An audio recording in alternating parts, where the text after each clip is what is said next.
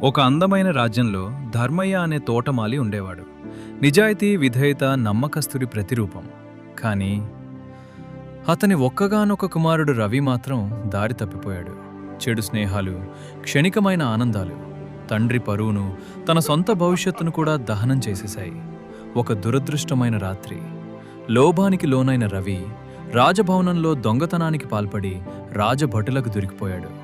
రాజ్య చట్టం కఠినమైనది.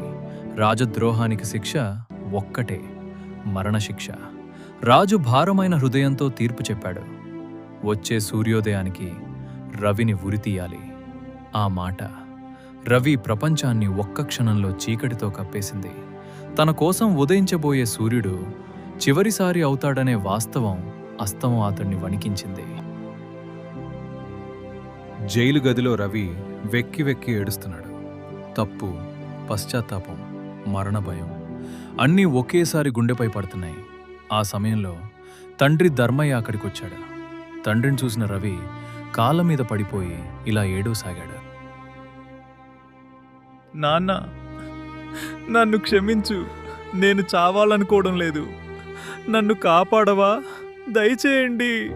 కొడుకు చేసిన తప్పు క్షమించరానిదే. కానీ తండ్రి మనసు కొడుకు మరణాన్ని ఎలా చూడగలదు? తండ్రి ధర్మయ్య నేరుగా రాజుగారి పాదాల దగ్గరికి వెళ్ళి ఇలా వేడుకున్నాడు. ప్రభు, నా కొడుకు అజ్ఞానంతో తప్పు చేశాడు.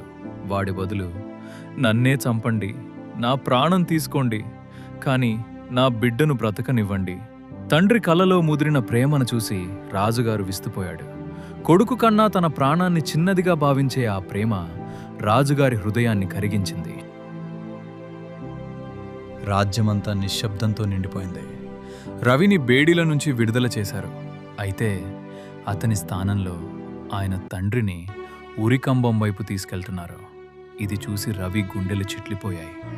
నాన్న, వద్దు. తప్పు నాది. శిక్ష నాకే పడాలి. అతని కేకలు ఆకాశానికి తగిలాయి. కానీ సమయం పూర్తయింది. ఉరికంబం మీద నిల్చున్న ధర్మయ్య తన కొడుకును చివరిసారి ప్రేమగా చూసి ఇలా అన్నాడు.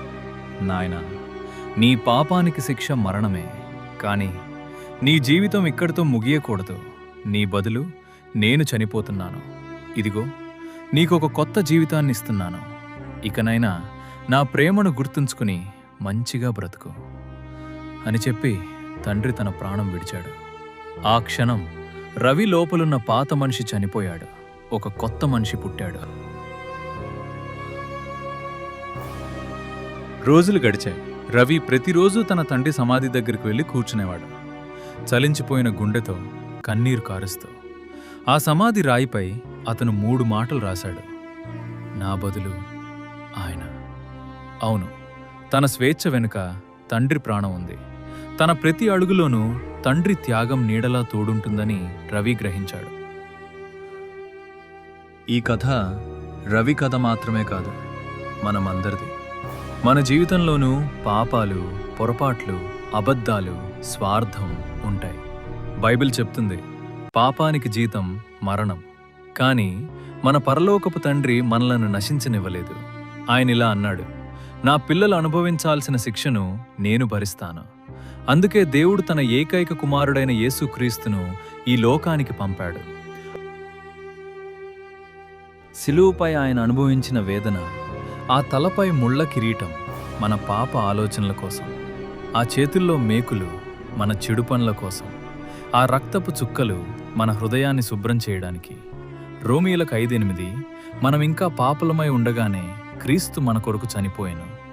ఒక్కసారి ఆలోచించండి, ఆయన నా బదులు చనిపోయాడు.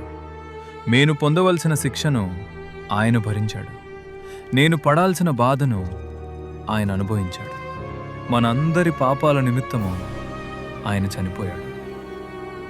మరి మనం ఎలా జీవిస్తున్నాం? మన జీవితాల్లో ఆయన చేసిన త్యాగాన్ని మర్చిపోయి బ్రతుకుతున్నామా? ఒక్కసారి ఊహించండి మిత్రమా. మన కోసం, మన హృదయం మారాలని, మన జీవితాన్ని నరకం నుండి కాపాడాలని ఆ శిలువపై అంత ప్రేమను చూపించిన యేసయ్యకు మనమేమిస్తున్నాం? మన జీవితమే మారకపోతే ఆయన త్యాగానికి అర్థం ఏమిటి? ఈ రోజునైనా ఈ క్షణమైనా మన హృదయాన్ని యేసయ్యకిస్తామా? ఆయన నా కోసం చనిపోయాడు, నేను ఆయన కోసం బ్రతుకుతాను అని ఒక నిర్ణయం తీసుకుందామా? ఈ మాటలు దేవుడు దీవించునుగాక. ఆమెన్.